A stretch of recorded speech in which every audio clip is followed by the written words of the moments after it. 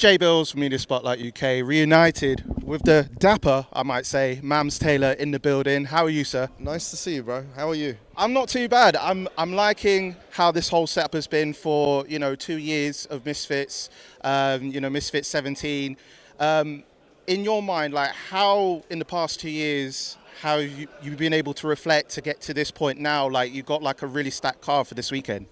It's a stack card. I think it's a real celebration. 17 events in 2 years in this space. Unbelievable. It's been remarkable how quickly it's grown and the evolution of the space. It went from YouTube boxing. And some people, like, I miss the old Kanye. You get that sentiment. But the reality is the old Kanye wouldn't survive in today's world. You need today's Kanye. And the fans dictate oftentimes the pace of how that goes. YouTube boxing wouldn't have survived if it stayed as YouTube boxing, and you couldn't do the events that you're doing now and that we're able to give. We wouldn't have had 17 events to give, and it wouldn't have been able to adapt. YouTube boxing turned into influencer boxing, turned into crossover boxing, and I think we just go with the flow of the natural evolution of it. But the numbers don't lie, the excitement's there, and we look forward to continuing to grow. Listen, I will say, been an unbelievable experience in these 2 years. I have learned so much, and I've also learned that there's still so much to learn, and there's so many things that we want to implement to keep growing and to entertain fans, and that's what it's all about.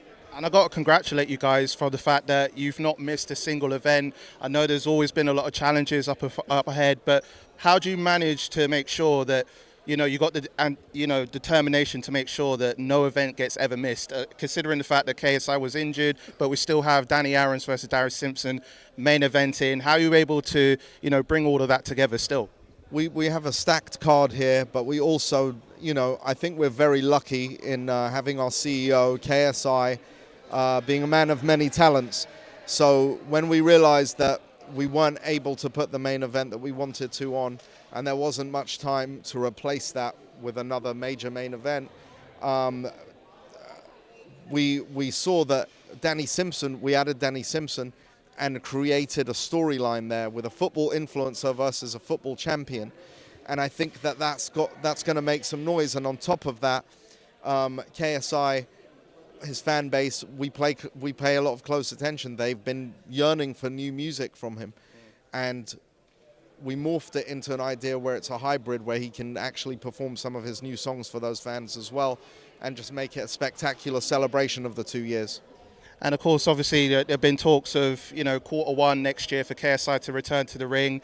Are you anticipating the idea of maybe going for a Tommy Fury rematch? Is there talks of for his next opponent to be down the line? I think Tommy Fury rematch will happen at some point. I think, look, the majority of people who watch that fight that know a thing or two about boxing, favored KSI in that fight. I think that a lot of people thought he won that fight or it was a draw. I think he did a lot, and that moment was robbed from him. So does he want to rectify that? I'm sure in the back of his head it's something that he wants. Well, I know it is because it's on the list. I've got this small master list, and it's all very impressive names. So I think we'll get to Tommy Fury, but there might be some other fish to fry.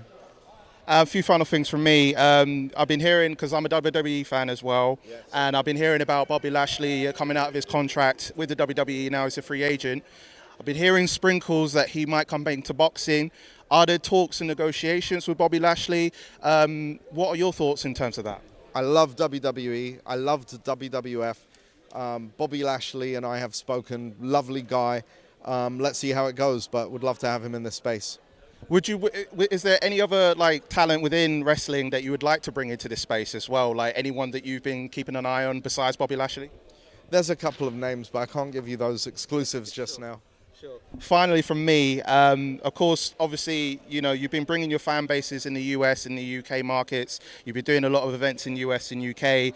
What's next in terms of going worldwide and going into other countries? Are there any updates as far as where we can go from that? Yes, absolutely. We'll be doing a supercard abroad this year, and then we're also looking at Southeast Asia next year.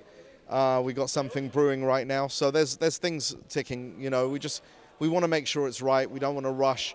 So I think I'm used to going at a very fast pace with certain things, but now the mechanism of what we've got in place requires a lot of there's a lot of moving parts. So rather than rush and get people overexcited and let them down, I want to be more conservative and say, look, we're working on things. And what can fans expect for tomorrow night? An absolute humdinger of a night. We're going to have amazing music, incredible guests, and sparks flying with those fights. Going to see some real bangers. I anticipate a couple of massive knockouts. I anticipate great competition and full-on entertainment throughout.